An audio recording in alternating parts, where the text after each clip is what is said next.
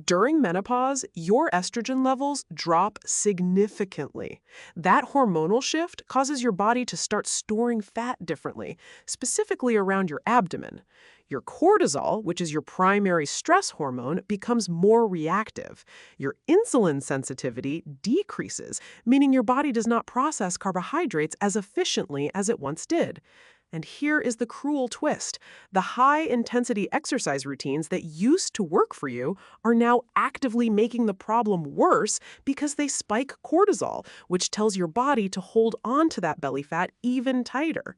So the solution, when you think about it, is not to push harder. The solution is to work smarter.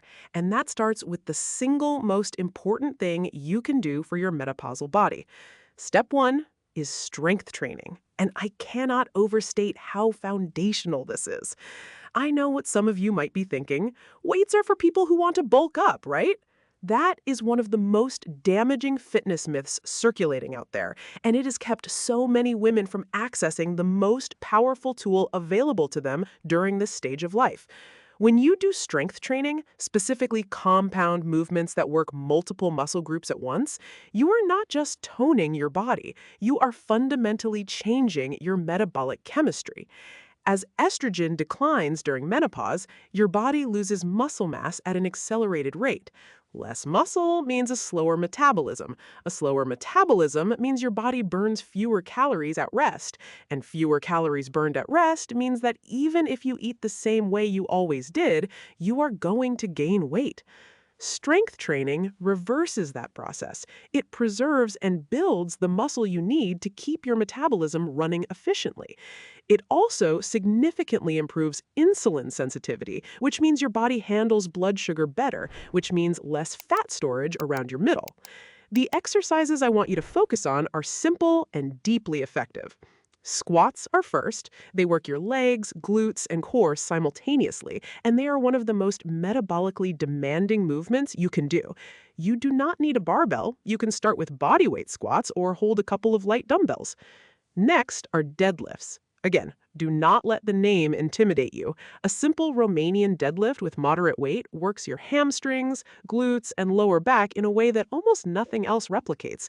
This movement also trains your posterior chain, which is critical for posture, and we will come back to why that matters in a few minutes. Rows are essential. Your upper back tends to weaken significantly as you age, contributing to that rounded posture many of us start to notice. A simple dumbbell row or resistance band row counteracts that and builds the functional upper body strength that makes daily life easier. Push-ups are next, and I want you to do them wherever you are currently at. If you need to start on your knees, start on your knees. There is no shame in meeting your body where it is. Push-ups build your chest, shoulders, and triceps while also requiring your core to stabilize throughout the movement. Finally, hip bridges. These are extraordinary for menopausal women. You lie on your back, plant your feet flat, and push your hips toward the ceiling while squeezing your glutes. This activates your glutes, which are the largest muscles in your body, and strong glutes are directly linked to better metabolic function and reduced lower back pain. Now here's the key piece most women miss when it comes to frequency. You do not need to do this every day. In fact, doing it every day would be counterproductive. 2 to 3 times per week with rest days in between is your sweet spot. Your muscles need recovery time to actually rebuild and strengthen, and during menopause, your recovery capacity is different than it was before. Honor that.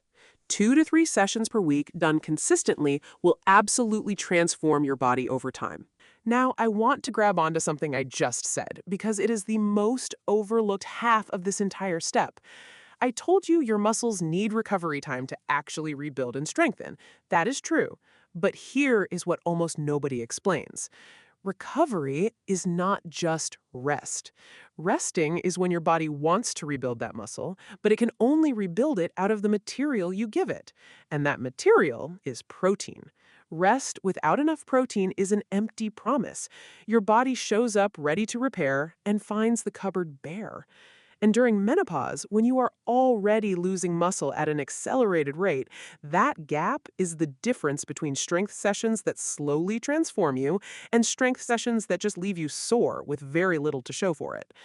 The work you do on your rest days only pays off if the protein is there to fund it. This is the why we created the Menopause Protein Bundle. It is the recovery side of everything we are talking about today. Done for you, high-protein meals built for a body after 40. Breakfasts, lunches, and dinners that give your muscle the raw material to actually rebuild between sessions, while keeping your blood sugar steady so you are not fighting cravings on top of everything else. And yes, even desserts and smoothies that satisfy a craving without the crash.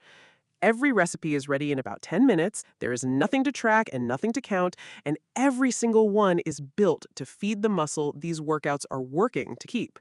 You just open it and cook. So please check out the link in the description, because this could be the moment your rest days finally start working as hard as your training days.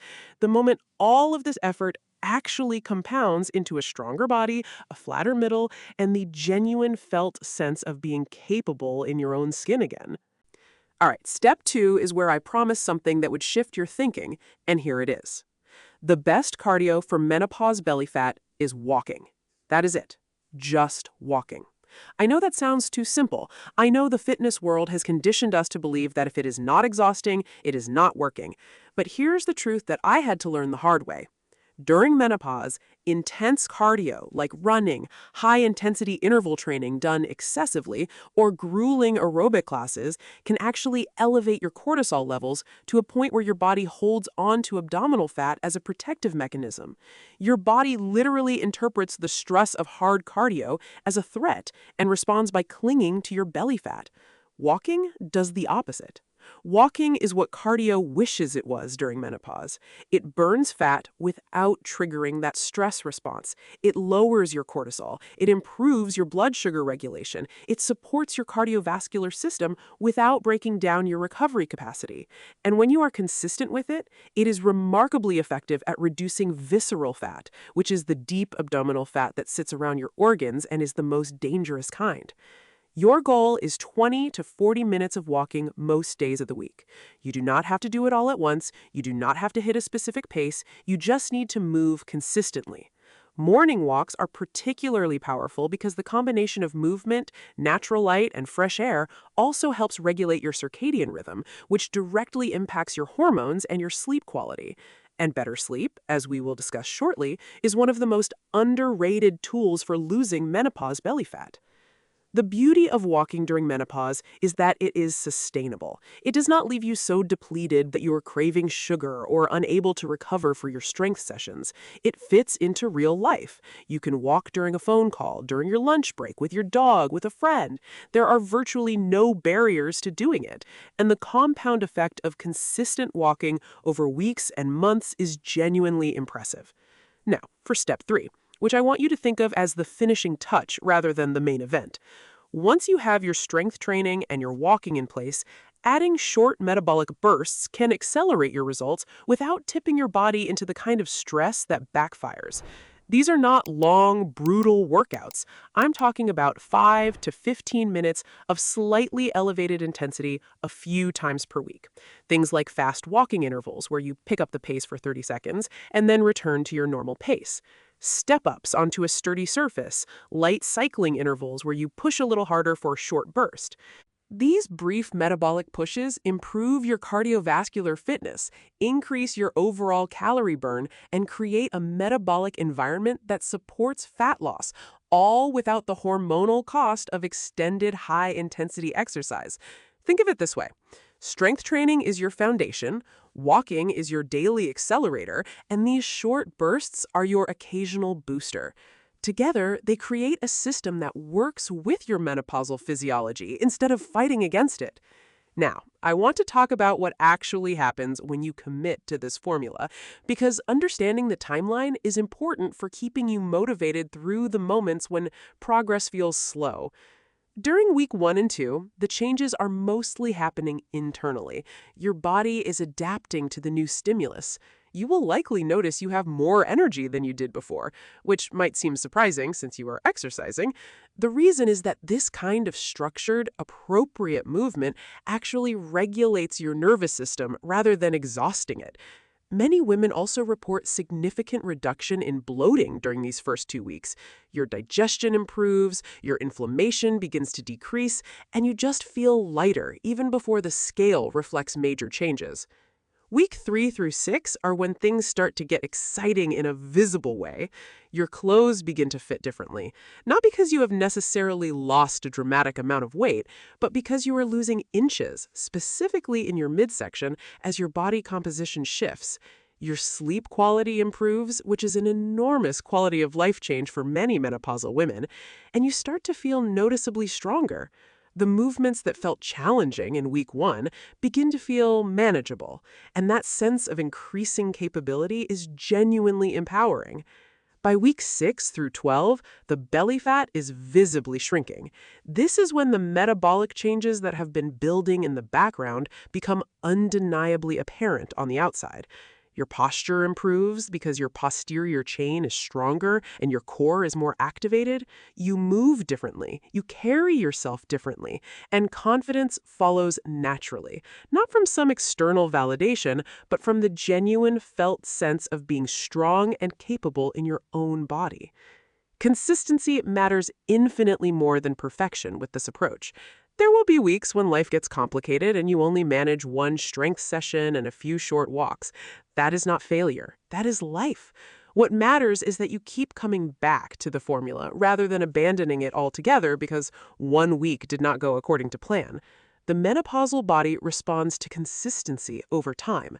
You are not going to undo months of progress by having a hard week, but you can absolutely rob yourself of results by letting one imperfect week turn into a total abandonment of the routine.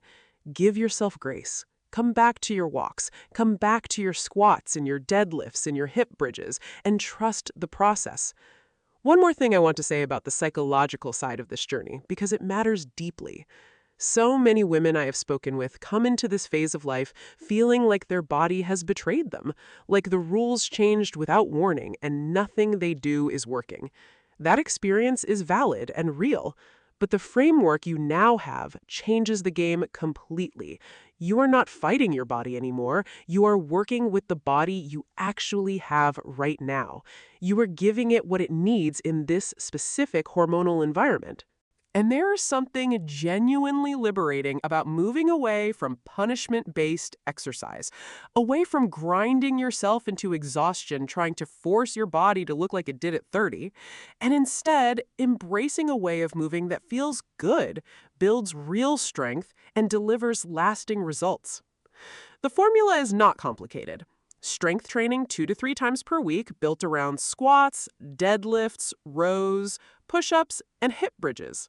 Walking 20 to 40 minutes most days, short metabolic bursts of 10 to 15 minutes a few times per week when you have the capacity. That is it. That is the whole system. And the results that come from doing these things consistently are not superficial. Yes, your belly will shrink. Yes, your clothes will fit better. But you will also sleep better. Your mood will stabilize. Your blood sugar will regulate. Your risk for osteoporosis decreases because strength training builds bone density. Your cardiovascular health improves. Your energy becomes more consistent throughout the day. You will feel like yourself again, just a stronger and more capable version. If you are ready to start, I want you to do one thing today. Just one thing. Go for a walk. Not tomorrow, not when you have figured out the perfect schedule. Today. Even 15 minutes counts. Start there and build from that foundation one simple step at a time.